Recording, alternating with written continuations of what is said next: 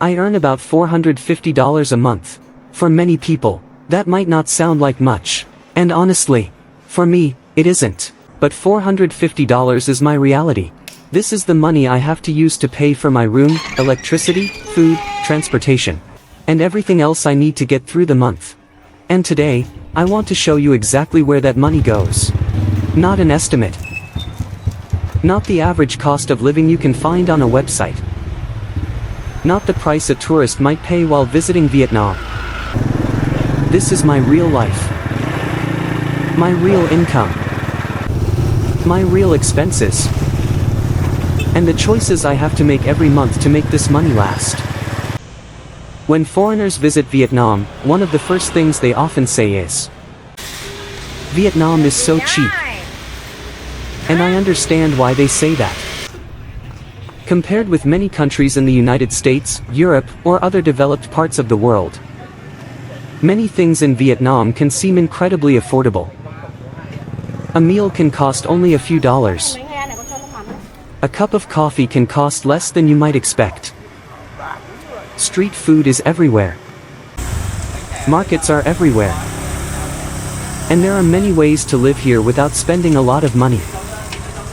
But there is something I think tourists don't always see. There is a big difference between visiting a country and trying to build a life there. When you're traveling, you usually have a budget for a few days or a few weeks. You choose where to stay. You choose where to eat. You can decide to spend a little more one day and less the next. But when you live here, you have to do it every day, month after month, year after year. And when your income is limited, every small expense matters. A few extra dollars here, a few extra dollars there. It doesn't feel like much when you spend it once. But at the end of the month, all those small expenses become one big number. And when your income is only $450, there isn't much room for mistakes. I live in Hanoi, the capital of Vietnam. And this is where I spend most of my everyday life. This room costs me about $50 every month. It's small. About 12 square meters. I share it with a friend because sharing the rent makes it possible for me to live here.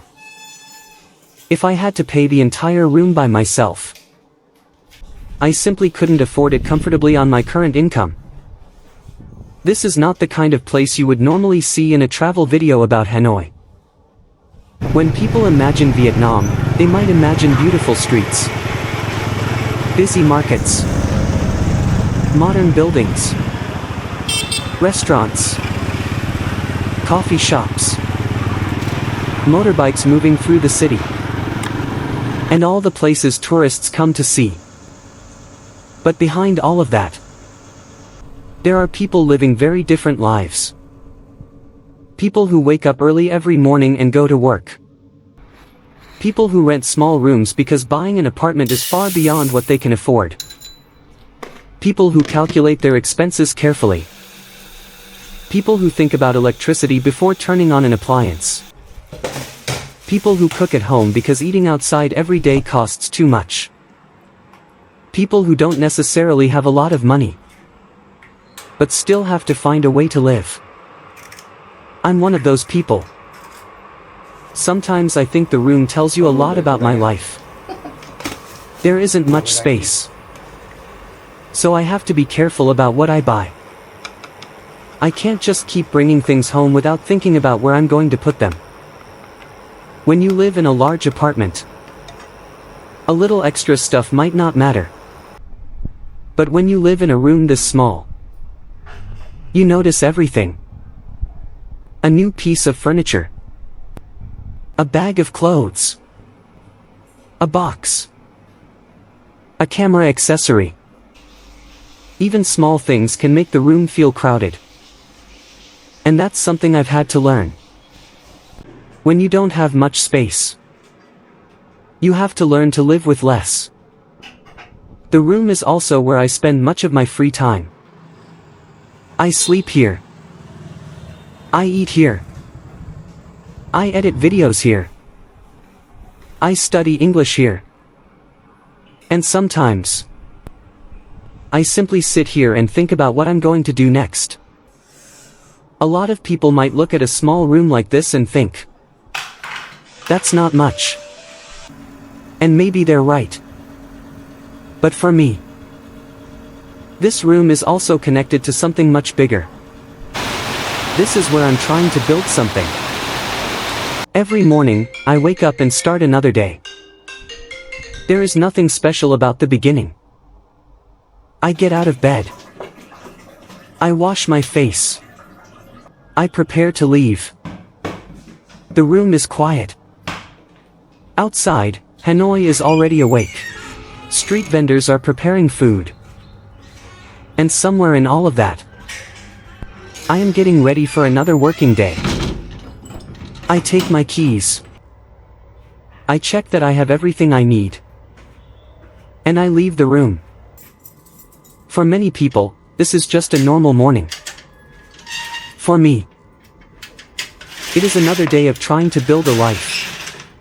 When your income is limited, your salary doesn't feel like something you own. It feels like something you have to divide. Before you spend it, you already know where most of it needs to go.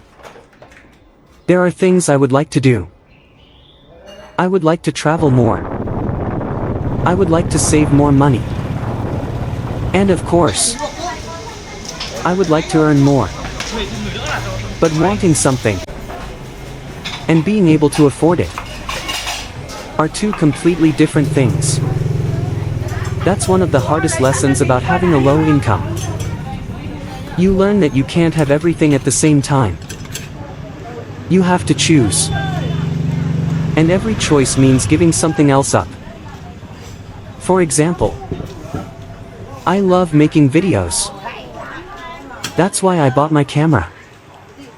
And now, every time I see a new piece of equipment, I want to know what it can do.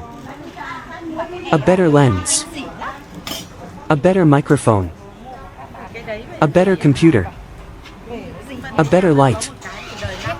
There are always things that could improve the quality of my videos. But I can't simply buy everything I want. If I spend money on equipment, that money isn't available for something else. So I have to ask myself, will this actually help me? Or do I just want it because it looks good? Sometimes the answer is obvious.